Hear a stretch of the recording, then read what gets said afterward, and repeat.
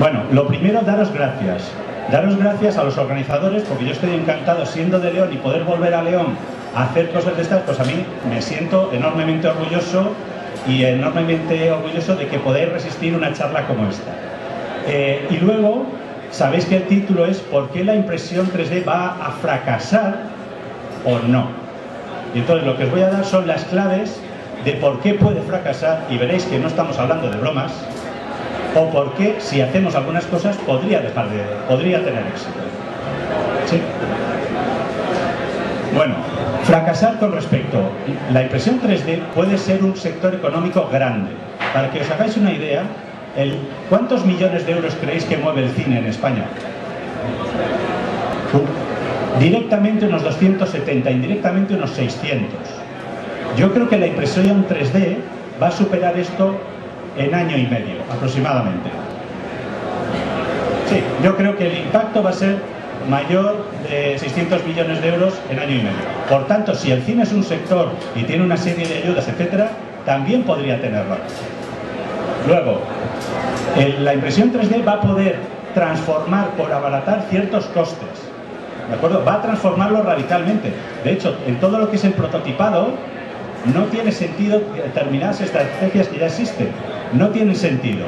Y la gente que está todavía en ese sector y que tenga conexión con mecanismos legislativos, es decir, con gobiernos, va a hacer cosas para que la impresión 3D no triunfe. Luego, también, por ejemplo, va a promover cambios en los mecanismos de la cooperación al desarrollo. Mira, hace poco estuve viendo cómo, no sé si sabéis lo que es un cromatógrafo. Un cromatógrafo es una máquina para conseguir determinar si hay ciertas sustancias, por ejemplo, en el agua. ¿Vale? Un cromatógrafo puede costar normalmente 3.000 euros. Pero un cromatógrafo se puede imprimir. Y el coste del material para imprimirlo es de 50 euros.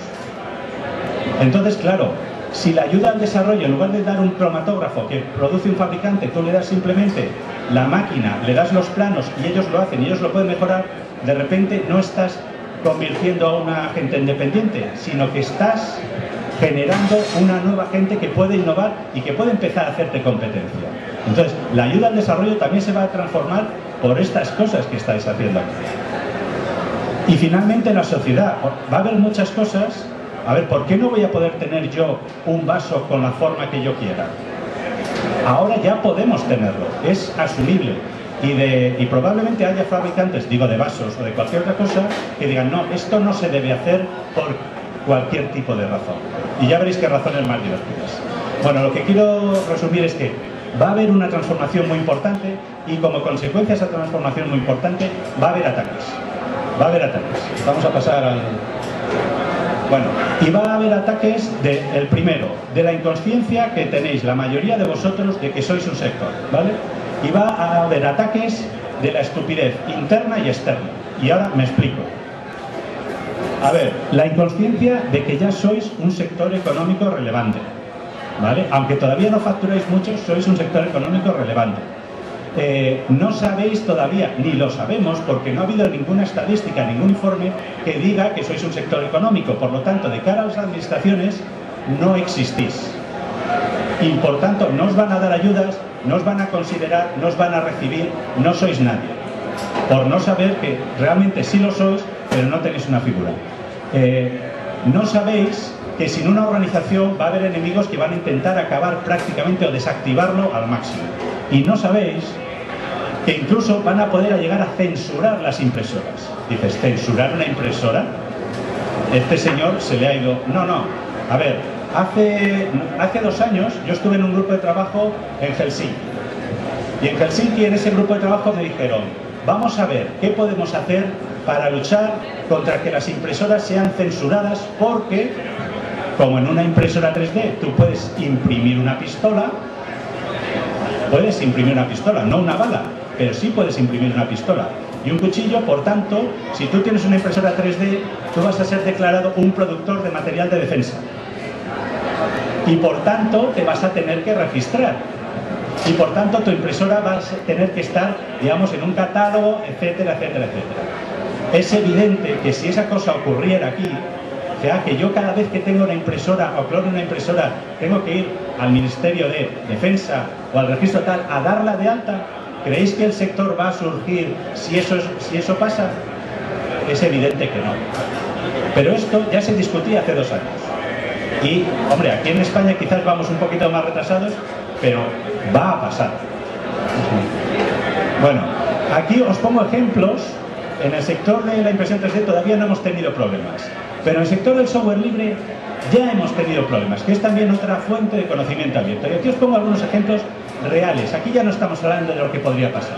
Por ejemplo, a Linux le decían que violaba 235 patentes y que por tanto cualquiera que lo usara podría ser demandado por esto.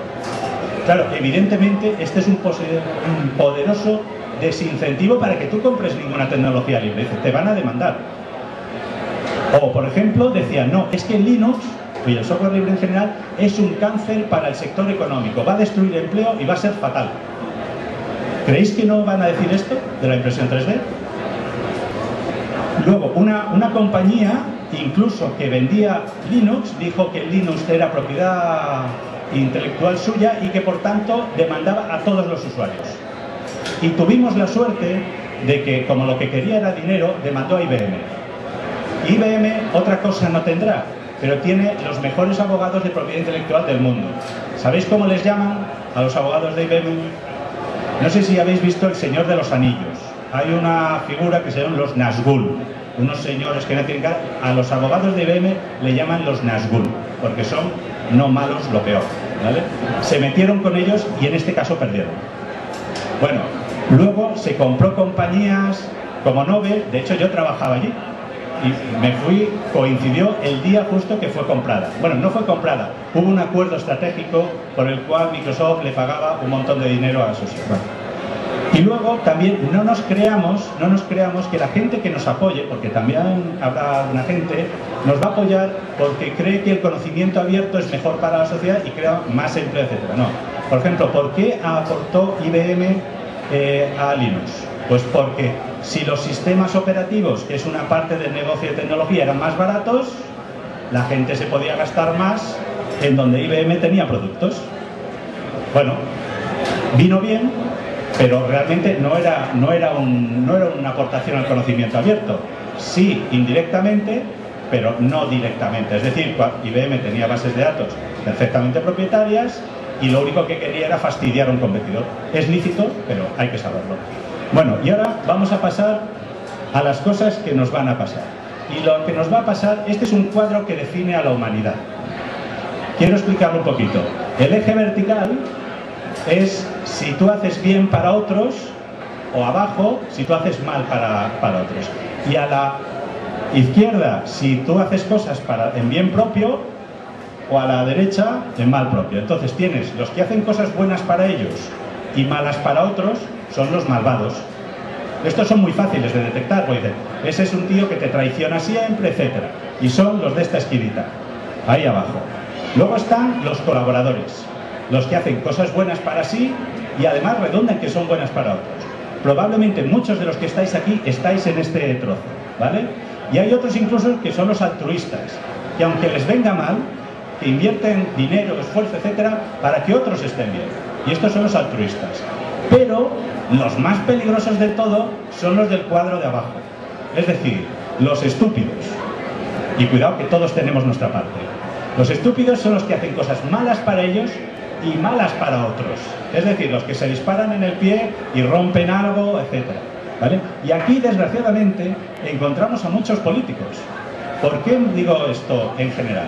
Muchos políticos porque hacen cosas que no son ni buenas para ellos y encima son malas para la sociedad. Algunos de ellos son ya los corruptos, que los que han descubierto que es mejor no hacer cosas malas para ellos y se dedican a llevarse el dinero. Hacen cosas buenas para ellos, se llevan el dinero, pero es muy malo para todos nosotros. Bueno, pues el peligro está en la caja azul, en los estúpidos. ¿Y qué van a hacer los estúpidos? Vamos a ver. Pues, por ejemplo, nos van a poner impuestos a la exportación o a la importación del hilo, de piezas, etc.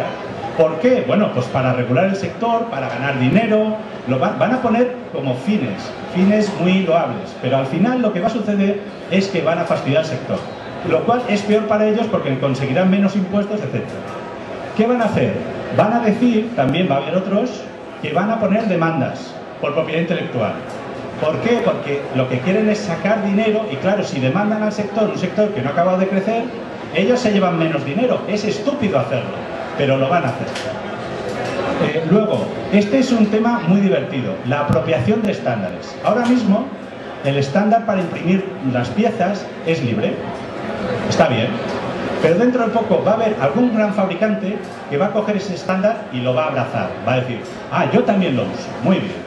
Pero en la siguiente versión va a sacar una mejora. Y es, dice, va a coger todo el estándar igual y una mejorita que solo funciona con sus impresoras. ¿Os acordáis de cuando había páginas web solo optimizadas para Explorer? ¿Verdad? No es una broma, esto se hace en negocio para poder llevarte todo el sector, ¿vale? O por ejemplo, lo que os decía, el registro de productores. ¿Cómo se evita esto? ¿Cómo se evita esto? Porque no vengo aquí a decir estamos perdidos, lo que vengo a decir es esto se puede evitar, porque la gente que es estúpida, afortunadamente, no es muy inteligente, ¿vale? Y nosotros entre todos podríamos hacer cosas inteligentes. Por ejemplo, podríamos crear una federación, una asociación que se integre con las patronales de empresarios y diga que esto de poner impuestos a este tipo de cosas está mal, ¿vale? Y que lo trate de forma diferenciada. O podemos involucrar para que no nos demanden a gente que tenga mucho conocimiento o mucha propiedad intelectual, para que cuando le demanden a él también y nos defienda. O podemos, ¿vale?,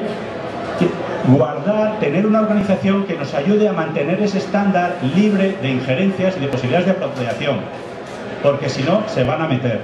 O podemos evitar que se cree ese registro de productores porque no somos productores de material de defensa, etcétera. O sea, que tenemos más cosas.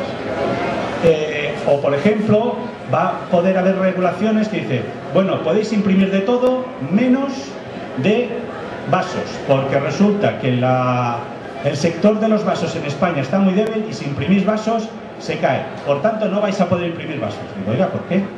Si lo hago mucho mejor y más eficiente. Bueno, entonces lo que hay que hacer es conseguir que esos sectores se incorporen la tecnología y para eso vais a tener que crear contenidos de formación para que lo asimilen y no los tengamos de enemigos, sino de amigos metidos dentro. También nos van a poder hacer cosas como, no, para que tú utilices una impresora tiene que estar homologada. Por ejemplo, si quisierais venderla a un gran fabricante o a la administración, dice, no, solo se pueden comprar las impresoras homologadas. Y entonces ya muchas de las impresoras que creáis vosotros ya no se pueden vender, ya no sois un sector económico. Bueno, o, por ejemplo, pero no, me queda una. O pueden decir que no se pueda invertir en este sector. Como están haciendo ahora.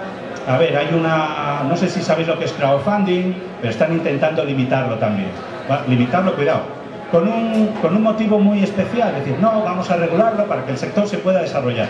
Desgraciadamente la gente que crea estas cosas en realidad no conoce el sector y lo hace prácticamente de oídas, ¿vale?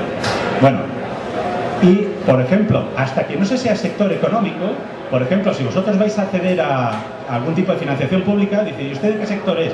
No, yo hago impresión 3D, no me sale, no puede estar, adiós.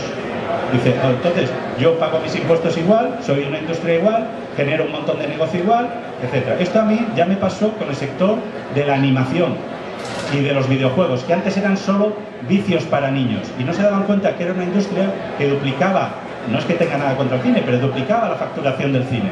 Dices, y da mucho más empleo y de mucha más calidad y exporta en muchos más países, como hacéis vosotros, que ya estáis exportando. Bueno, pasa.